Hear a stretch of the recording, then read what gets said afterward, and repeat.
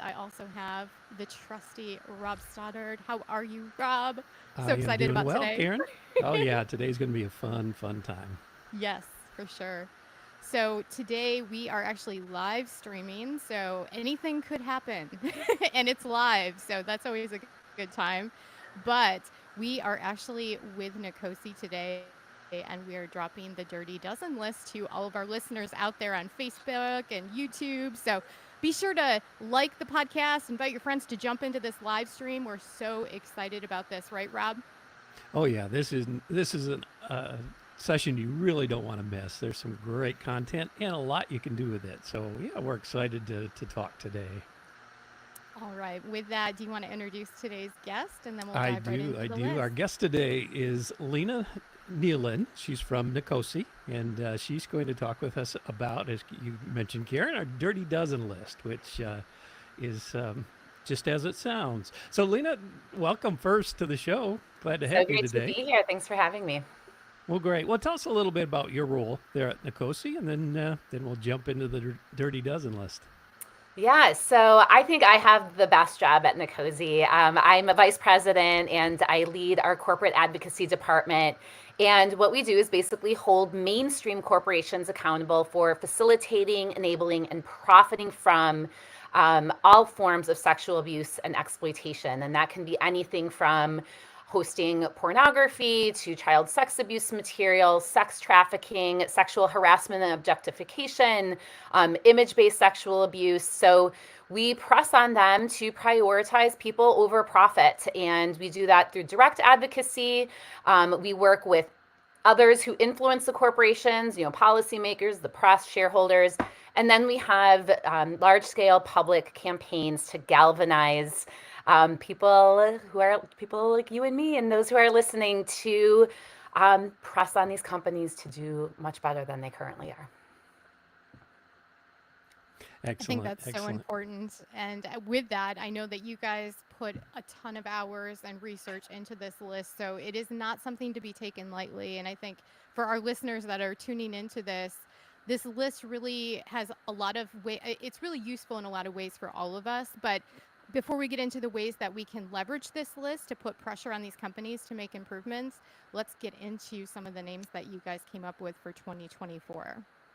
Yes, so here is the list: Apple, Cash App, Cloudflare, Discord, LinkedIn, Meta, Microsoft's GitHub, Reddit, Roblox, Communications Decency Act Section 230, Spotify, and Telegram. And then Snapchat earned a place on the watch list. So some of these names, again, are companies that you and I use every single day. Others may be less familiar, but they still play a really important role in our daily lives, even if we don't know it, and often have incredible power and resources to make changes. So that's the list. Happy to talk about any one of those and all of those targets.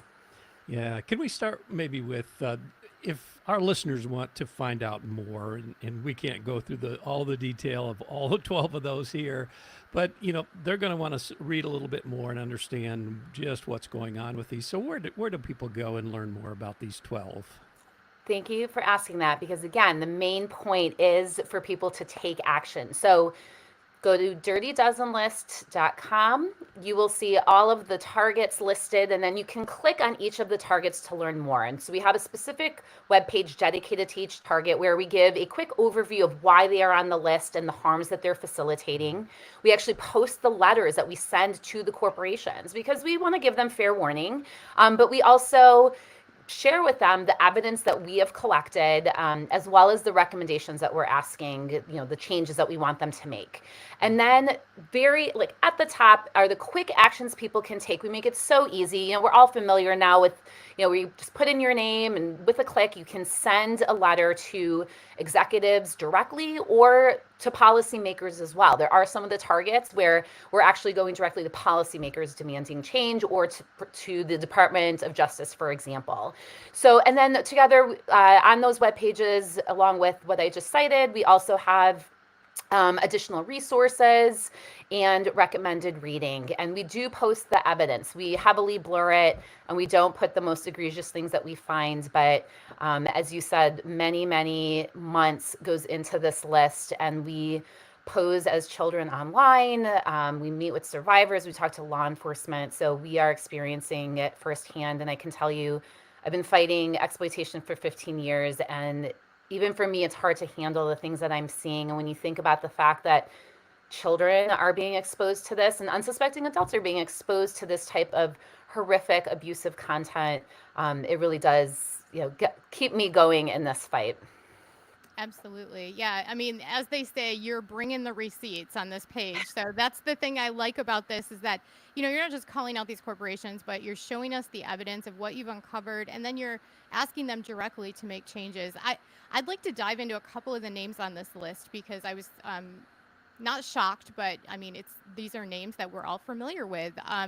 Apple, Apple being on this list. Have they been on the list before? And let's talk a little bit about why they made the list, because so many of us, I mean, we have, Macs, we have the iPhones, we're using all these products, and so are our children. So Right. let's talk a little bit more about that.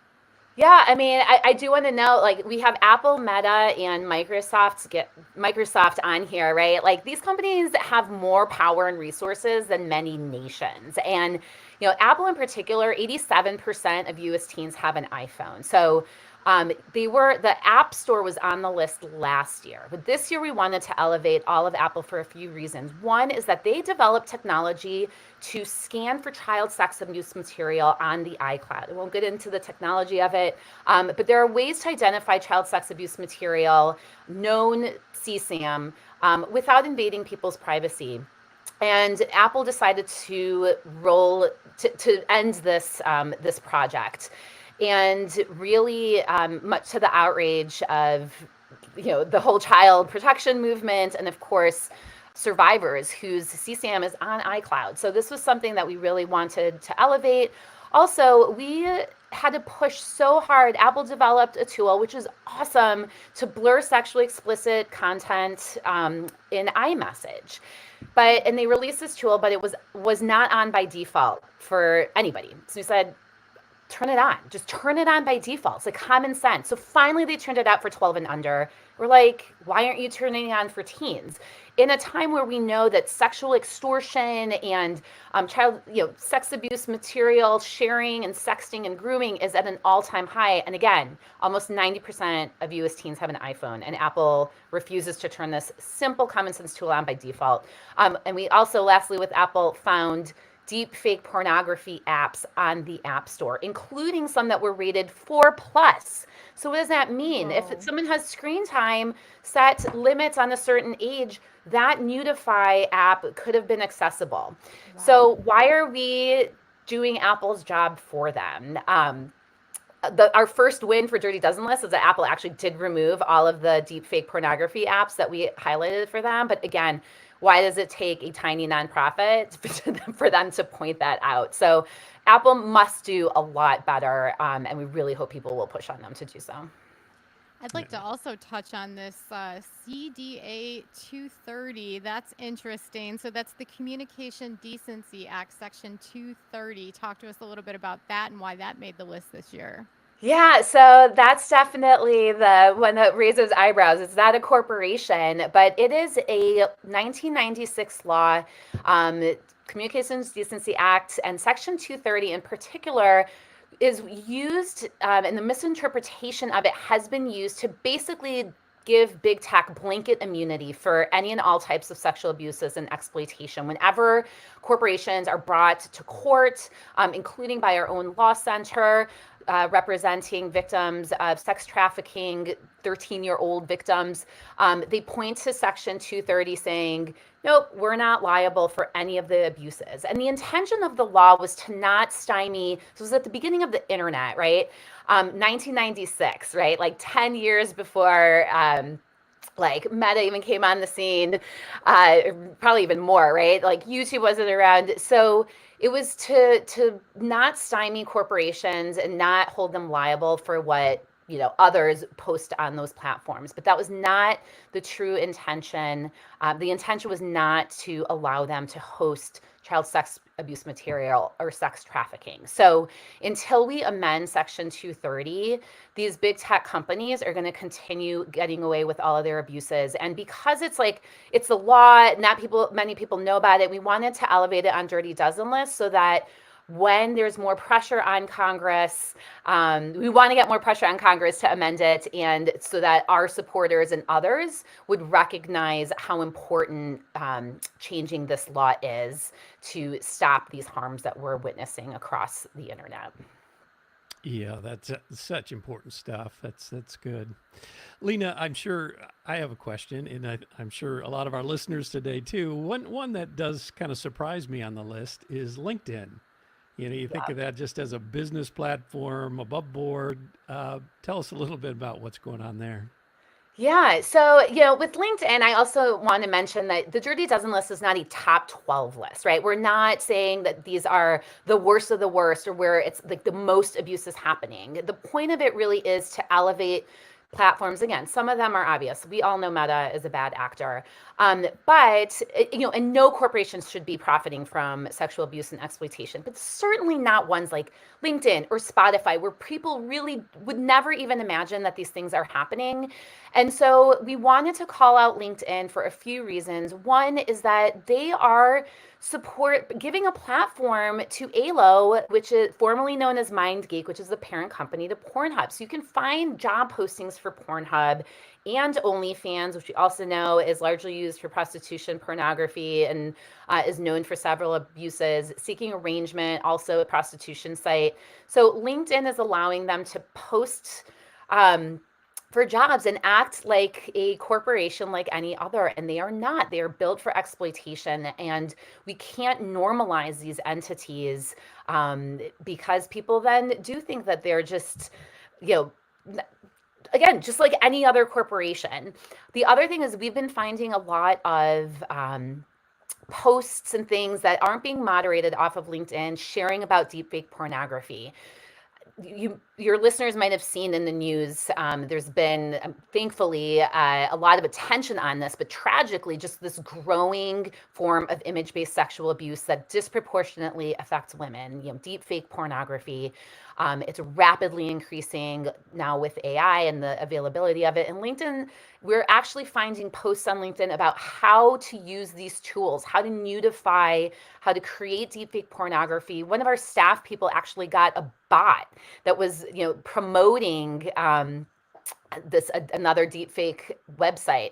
And then lastly, with LinkedIn, I was shocked to learn that there was a survey that showed that 90% of women on LinkedIn have been subjected to sexual harassment. And in a post-Me Too world, this is so unacceptable. LinkedIn has to step in. This is the place where women want to share their, professional achievements and not be attacked as we often are everywhere else, on and offline, and then being sexually harassed. So, we wanted to press on LinkedIn to do more, and they can, and I'm hopeful that they will.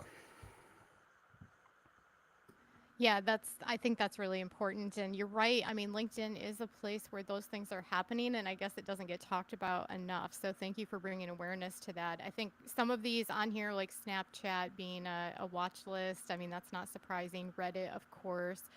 I think the other one that I thought was interesting was Telegram. That's kind of a newer communication channel. So talk to us a little bit about what's going on over there, because I know that's been an alternative communication tool that many people are using. Yeah, it's very popular abroad, not as much yet in the United States, but we're seeing it rise quickly in popularity. And it's known as a dark web alternative. And I have to tell you, Telegram terrifies us. Again, I've been in this field for quite some time, and the things that we've witnessed on Telegram and knowing from others doing investigations, it's among the worst of the worst. And it seems to be built to invite and protect criminals and predators. It really affords them a low risk, high reward environment on which to operate without any consequences. And I won't go into it because they are so disturbing, but some very sadistic violent things that Telegram facilitates and refuses to moderate. And they actually don't even have policies around like preventing child sex abuse material within private chats and things like that. So we want to start sounding the alarm because we're seeing an increase in popularity, and we are actually directing people to ask the Department of Justice to investigate Telegram, and we're also pressing on Apple and Google to really investigate and reconsider even hosting Telegram on the app stores. In fact, some nations have banned Telegram, and we feel that that is something that should be considered here in the United States. Oh, wow. Yeah, I'm not familiar with them, so glad you pointed that out. Lena, certainly, the intent of this is to expose and bring to light a lot of these issues for these companies, but you're really making some huge impacts with these companies. Can you share just a few of some of the wins you guys have had in past list or already in this one you mentioned? What kinds of things are you forcing these companies to do?